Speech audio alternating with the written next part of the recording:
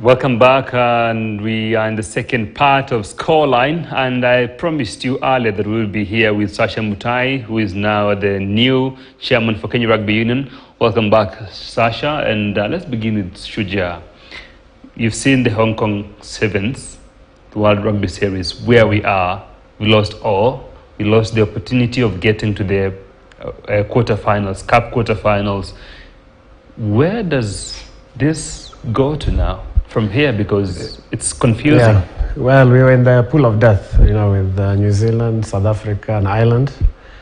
That's a tough pool, anyway. In any case, but what has happened they had 9 days of residential training at Kasarani.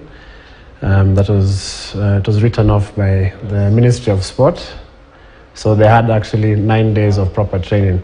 This past season, training has not been good for the Kenya Sevens, for the Shuja, because picking up players, they waste a lot of time.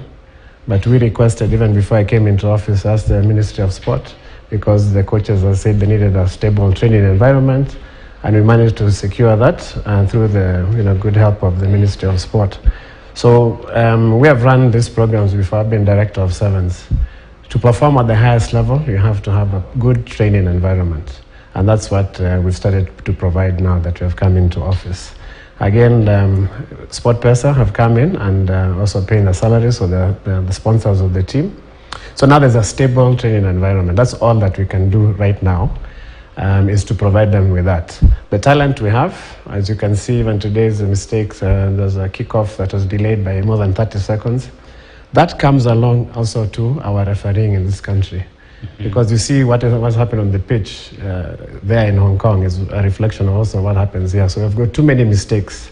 Some of these enforced errors also come to the level of refereeing.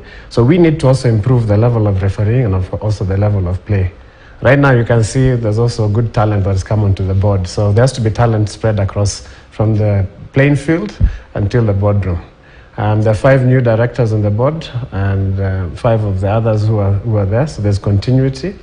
I can see that this board will gel. We have all met together. In fact, after the election, we sat and had dinner together. And there's good, you can see there's a good flow. And I think we're going to work very well. I'm the captain of the team. Rugby is a team sport. That you don't have just one superstar. If you have one superstar and the rest of the 14 are not playing, there's nothing you're going to win. So everybody has to come together. I'm not saying I'm the superstar. I'm saying that we have Humphrey Kayange. He's the superstar in Kenya. Yeah. So he's also on the team. It's a very famous name, a Hall of Famer. And he's a new director as well. We have a few young directors. We have also Harriet. We have a lady director, Harriet Okach from Kisumu. We have an old hand. We have Dr. Aroni, our treasurer. Right now he's been handling all the debt, but now we hope that we can actually bring back money into this game, and then we can start seeing getting into the black, not in the red. So Shuja right now, we are 13th position, 29 points. Yeah. Actually, according to the World Rugby Series, from 12th position downward, they relegated, and then you go play a challenge series that is 2023 this year before they see if you can make it to play again the World Rugby Series 2024. How do you get out of this? So let's see what happens tomorrow, because again we have a few games to play and we have to win those games. So every point counts, and then we have Singapore the next weekend. Again, it's just that steady environment. You have to be happy when you're playing. It's just like any other office job. If you're not happy, if you're worrying about things at home and you're not concentrating on the job at hand, you're not going to perform. So I cannot blame the players for what has happened this past season. What we are saying is a new board has come in. We're going to provide what we can for them to perform at the best level. I have trust in them. They're upbeat. You can also see a few mistakes here and there. But overall, if you look at the play today and yesterday against New Zealand and Ireland and South Africa, it's much better than previously. And of course, you wouldn't expect miracles to happen. You're playing against professional sides, but you can see there's a steady progression and improvement. So that I'm happy with. I expect them also to win a few games tomorrow, because now you're playing teams that have been that are not in the main cup quarters. So you're playing teams now on your level. We were used before to Kenya getting to semi-finals and finals, but that took also time. with a steady environment. Right now, that's all that we can provide, but we have got full faith in them. Do we have hope that Singapore, which gave us a miracle in 2016 under the later Yumba, can the same happen? Well, we'll have to see what the pooling is, but I can tell you this has been the hardest pool. This is a pool of death that even the commentators talked about. You know, when you're playing New Zealand and you're playing South Africa, who are also now, they have their backs to the wall. So every game is like a final. And they lost New Zealand, by the way. They lost. That was a very big error for them. Yes, but you can see, again, they are improving. Every game you have to improve. You have to improve with every game. I've seen that. I've been in charge of Kenya 7 side in 2006 with Benjamin, and I was the director and I was also team manager on that tour when we went to Dubai and then afterwards to George. That was the first time that Arabian Gulf won a game in their own tournament, and that was against Kenya. But you could see a steady improvement. From 2006, that same weekend we improved. The next weekend in George, we played in a bowl final against Scotland, if I remember well. It is that constant improvement. I remember even training against Fiji in George after the Dubai debacle, and we played 4 quarters, and every quarter you could see an improvement. That is what we require, and with the players, we know we have the talent. They are well conditioned now with Kimani, who is the conditioning coach, who we had before. He's in the setup, so he knows the players, he knows what they need to do. So for me, I just want to see a constant improvement. We don't expect miracles, but I want to see that constant improvement, and I can see it happening. You've seen it happen as we've finished talking about the national team. We've seen the national team do Mchanga on social media. We've seen players get challenged in terms of financial, in terms of even when they're representing their country. It paints a very bad picture. It doesn't really sit down well with so many people, especially the taxpayers whose money is being used, and they wonder why is this even happening. How do we get away from that with this new regime? So the previous board, we can say there was also a few challenges like COVID-19 that happened. I won't, put that as a full blame, but yes, there's also tough economic times in this country, and so the partnerships have not been coming, and also because of that trust. So what we have come to do back is to regain the trust of the corporate sector. We also want to use the tax law that is there, Cap 470, where we have subsection 12 that puts in a clause that if you put money into sports sponsorships, you can expense the full amount. So we are working with a company called Viva Africa to make sure that this actually happens, that you can actually, as a business, if you put in, let's say, 100 million into sport, and now the paperwork it's between the federation, that would be Kenya Rugby. It will be the sponsor or the partner, the Ministry of Sport, and KRA. So we want to work together. We want to do this framework. It's not been used in the country yet, but we have this law.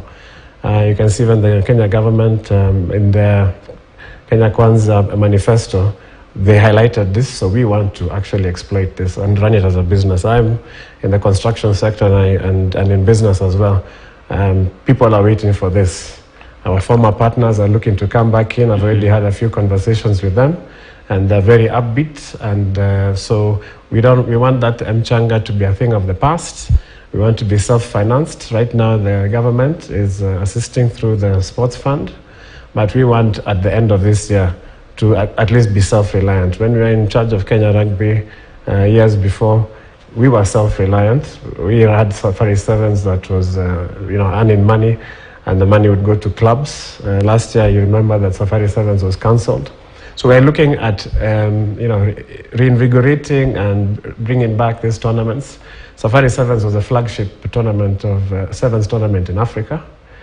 We want to bring it back to that level again. And of course, the Super Series, we're also looking at having partners come in and support every league, Kenya Cup, Eric Shirley Championship, and nationwide, to have a partner so that teams now can be funded. Money will be going to teams.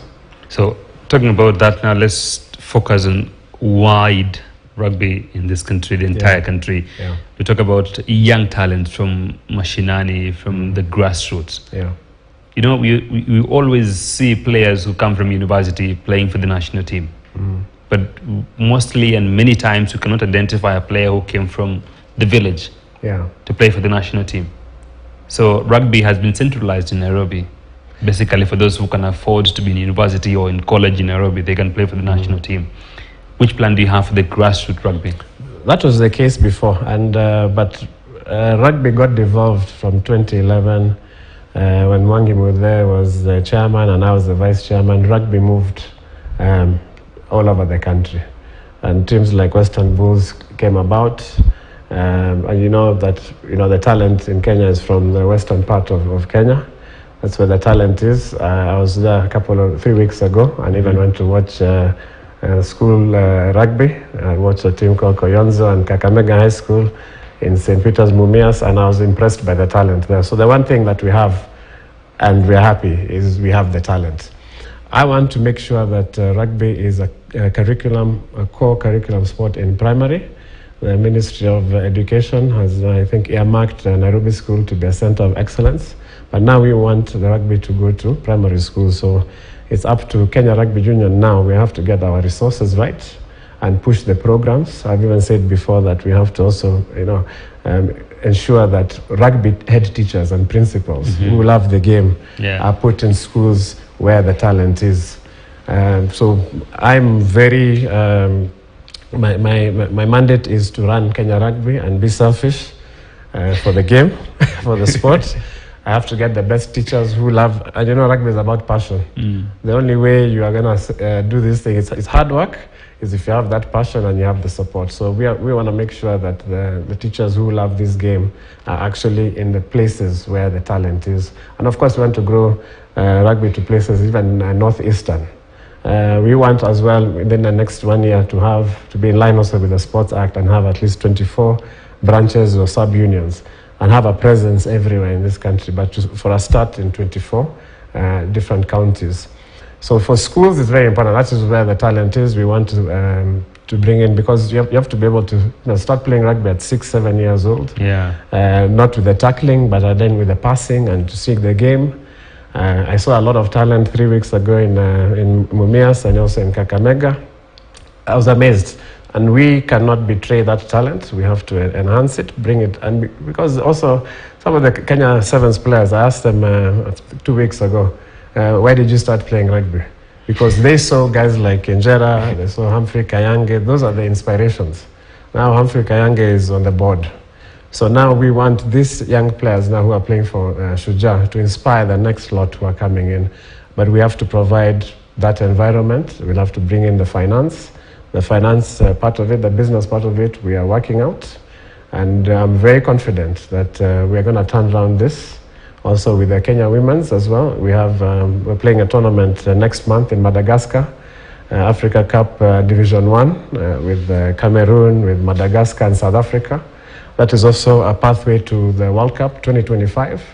So we also need to get the women's team. Right now, there's the Kenya Rugby Union owes them money. We need to get rid of all this legacy debt. So right now, it's cleaning house, trying to get in the finance. And now the vision is there, the talent is there. We just have to put everything together.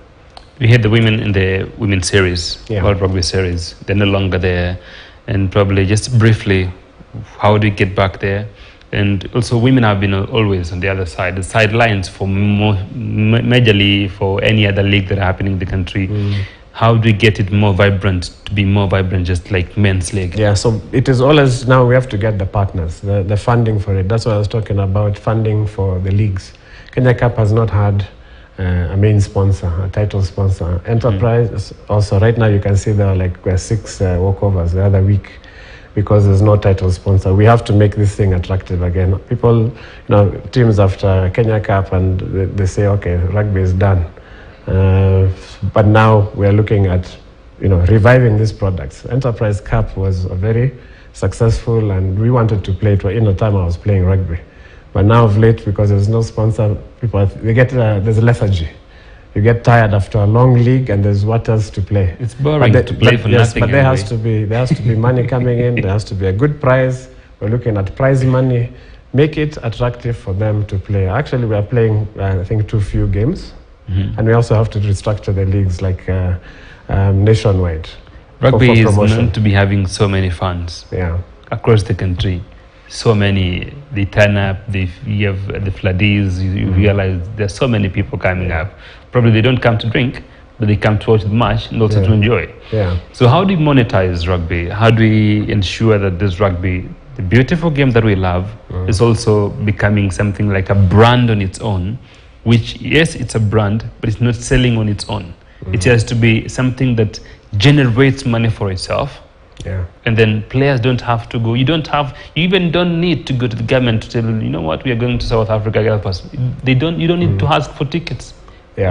So we are looking at, we have a KRU app that has been developed. So we are now in talks with a company that's PSP, that is a provider for payments. We want to be selling our merchandise through one app. We follow now the consumer who is coming, the spectator. What do they want? These days everything is about data. But we have, a few 100,000 followers, on our online platforms. Now what we have is the app that we now want to integrate with payments, payment gateway. Of course, everything is now, on the cloud. We can track what our spectators want. We can sell our merchandise there. You can follow statistics. Of course, now we have betting partners coming in like SportPesa and a few others. So that is all the data that we want, and people can actually, we can monetize even on the data. Now the data and the statistics on players will also improve the teams. The teams get their stats. So say you can say this team who is scoring in the first 10 minutes, how many tries, all that is revenue. Of course, now you come up with a deal with guys like SportPesa. That's one of the streams as well. The tax benefits for sports sponsorships, I think this will be a game changer.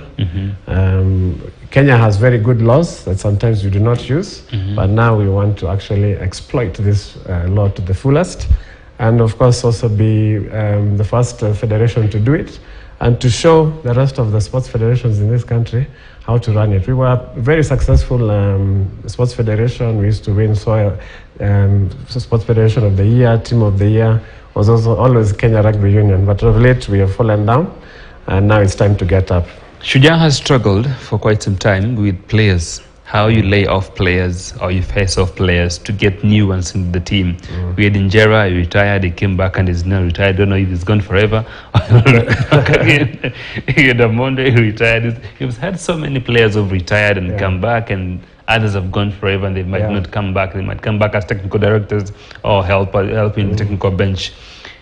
How do we ensure that we have players, once this crop of player is facing off, we have others ready to take the mantle from them, and you don't have to call them back, recall all the players back to the team to help the team. It looks bad. So actually I even had the coffee with Collins Injera last week, and I was asking him if he's ready to come back and start coaching, because he has a big name. He loves the game, he knows the plays, he's been at the highest level. So you want now to get him that education from World Rugby. Amonde as well, I've talked to him. He wants to come in as strength and conditioning, because that's his strength. We have to retain our players back into management. If you look at South Africa, Neil Powell, the former captain, and he was a former team coach of the Blitzbokke, the Sevens, the South Africa Sevens. He's now he's now director of rugby in the Sharks, and that's basically like the Springbok team. If you look at Kolisi and the rest of the Springbok side, so he's grown that way. And if you look at even South Africa, the current director of rugby, he's a former player. We have to transition our former players, our best talents, into management. We have to also have now a second team, the Morans. That's what we have. It's called the Morans, where, of course, that needs financing. But the understudies of Shujaa are also playing other satellite tournaments, and the coaching systems are the same. Team management is the same. So if players get injured here, they plug in. So South Africa has done it very well with the Imagine box and with the Blitz box, which are the main team. And we have done it in fits and spots, but now is the time to actually actualize that. So the plan is there. We don't have to reinvent the wheel. We've done it before. Now we just need to get a bit more finances into this system, and it'll happen. The talent, there's one thing that we have in Kenya, is a human resource. So that one I have no problem. We are okay. We're okay there. Yeah. Thank you so much, Mr. Sasha. Remember, he's a former flanker, by the way. I was much bigger.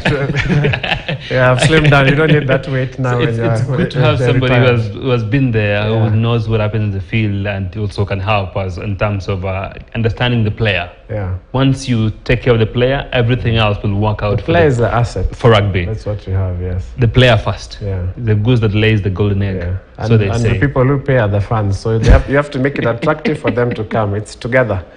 Us in the board, we are just working there. We're not here to, to fly around the world and see things. We're here to work. The state it's a tough job right now, what I've seen at the union, but we're up to the task with the team that was elected this past week. Well, that has been Sasha Mutai, the newly elected chairman for Kenya Rugby Union. He's talked about how he's going to monetize the sport of rugby. He's talked about the grassroots, what is he doing. He says rugby is in schools. So he's trying to get this training into the curriculum and get players from there. As well, talked about the issue of players going on social media to do mchanga. It's going to be a thing of the past. I'll hold him accountable to that because he said it on TV, and everybody who comes here, whenever they don't do it, I go back to hold them on account. Anyway, it's been a good one, a good scoreline. My name is Jeff Mogire, and enjoy yourself. As well, take care of yourself over the weekend. See you on Sunday, that is tomorrow, on Scoreline again before we meet on Monday's Sports Chat. Have a good weekend.